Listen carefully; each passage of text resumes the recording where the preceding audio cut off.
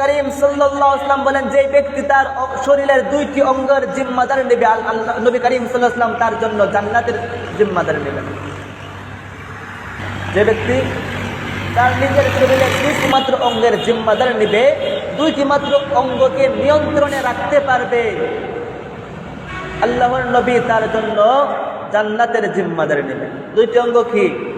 নবী করিম সাল্লাল্লাহু আলাইহি ওয়াসাল্লাম বলেন, যে ব্যক্তি তার জবানের জিম্মাদারি নেবে, জবানের হেফাজত করবে, জবানকে পাপাচার থেকে বিরত রাখবে এবং সে তার লজ্জাস্থানের হেফাজত করবে, লজ্জাস্থানের জিম্মাদারি নেবে, লজ্জাস্থানকে পাপাচার থেকে বিরত রাখবে, তাদের জন্য নবী করিম সাল্লাল্লাহু আলাইহি ওয়াসাল্লাম বলেন, আমি তাদের জন্য জান্নাতের জিম্মাদারি নিলাম।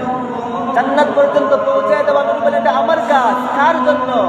যারা নিজের জবানের এবং লজ্জাস্থানের জিম্মাদারি নেবে, এই দুইটা অঙ্গকে পাপাচার থেকে বাঁচিয়ে রাখবে, বিরত রাখবে, তাদের জন্য নবী বলেন, আমি জান্নাতে পৌঁছে দেওয়া পর্যন্ত নবীজি তার জিম্মাদারি নেবেন। মুহতারাম হাজিরিন, এই জবানের মাধ্যমে অসংখ্য অগণিত গুনাহ লিপ্ত হয়। অধিকাংশ পাপ, অধিকাংশ গুনাহ এই জবানের মাধ্যমেই হয়। আপনি অনর্থক কথাবার্তা বলবেন কিসের মাধ্যমে? মুখের মাধ্যমে।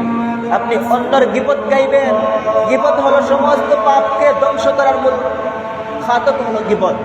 আপনি গীবত গাইবেন, এই গীবত কিসের মাধ্যমে গাওয়া হয়? মুখের মাধ্যমে। গীবত মুখের পাপ, মুখ দিয়ে গীবত গাওয়া হয়। অনর্থক কথাবার্তা মুখের মাধ্যমেই বলা হয় এবং মিথ্যা কথা এইটাও মুখের মাধ্যমেই ঘটে থাকে।